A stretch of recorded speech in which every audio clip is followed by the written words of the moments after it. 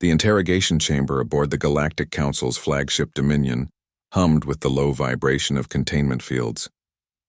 General Vexthul adjusted his ceremonial armor as he entered, his 4 eyes scanning the small figure seated at the center of the room. The human child couldn't have been more than 12 standard years old by their species' reckoning, yet she sat with perfect stillness, her dark eyes reflecting the harsh illumination like twin stars. Specimen designation, Human 7742, announced the chamber's AI in its clinical tone. Captured during the pacification of Colony Kepler 438b, age approximately 11.7 Terran years. Notable characteristics: survived 17 days alone after colony destruction. Vexthul's mandibles clicked in what passed for amusement among the Kethvar. 17 days. Impressive for any sentient, let alone a juvenile. But that's why the Council had selected this particular human for study.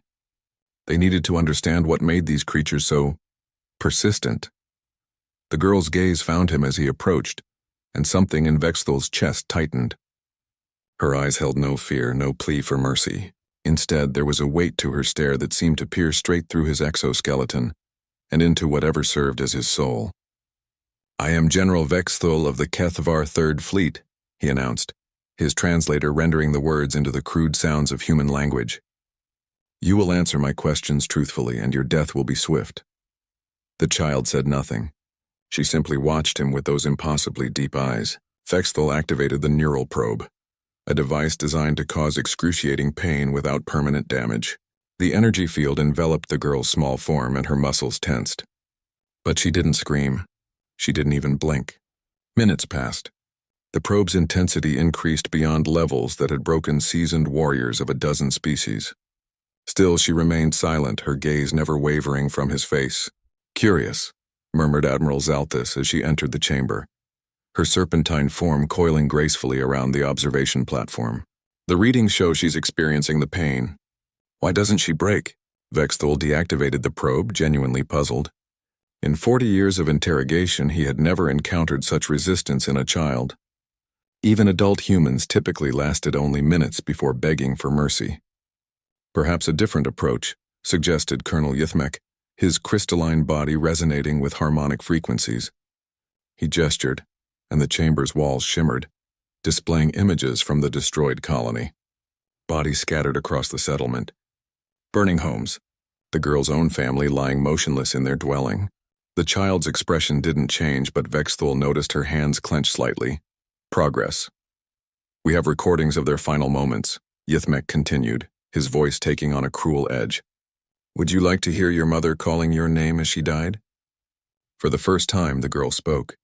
Her voice was clear and steady, carrying an authority that seemed impossible from someone so small. "She wasn't calling my name," the child said. "She was telling me to remember." "Remember what?" Vexthul found himself asking, despite his better judgment. The girl's lips curved in what might have been a smile, but there was no warmth in it. "That we are human, and humans don't break." Admiral Zalthus laughed, the sound like breaking glass. "Everything breaks, little one. It's simply a matter of finding the right pressure point." "You're wrong." The child's voice remained calm, conversational. "You think strength comes from armor, from weapons, from numbers, but you've never understood what real strength is." She stood then, moving with fluid grace despite the restraints meant to keep her seated. The containment field sparked and failed, its circuits somehow overloaded. "Real strength," she continued, taking a step toward the 3 most powerful military leaders in the known galaxy, "comes from having something worth protecting. From love so deep it burns like a star. From hope that refuses to die even when everything else has been taken away." Vexthul found himself stepping backward, his warrior instincts screaming danger despite facing an unarmed child. There was something in her presence now, a force that seemed to fill the chamber and press against his mind. "You destroyed my world," she said, and with each word the feeling of wrongness grew stronger. "You killed my family, my friends, everyone I knew. You think that should break me?" Admiral Zalthus was retreating now too, her scales flattening against her body in instinctive fear. Colonel Yithmek's harmonic frequency had shifted to a discordant wail. "But you don't understand humans at all," the girl continued, her dark eyes now seeming to burn with their own light.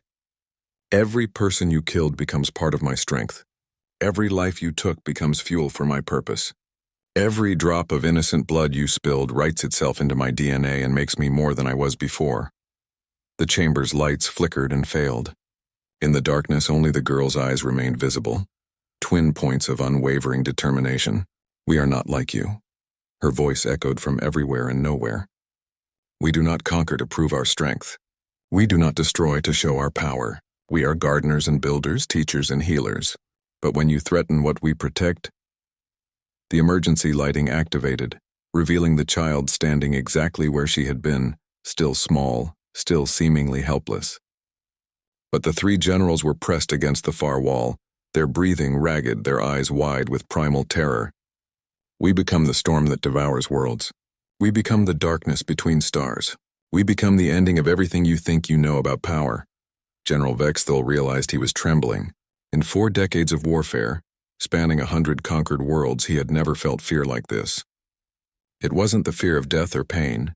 It was the fear of judgment, of being found wanting by something far greater than himself. The council made one mistake, the girl said softly, her voice returning to that of a child, though the weight behind it remained. They thought breaking one human would teach them about all of us.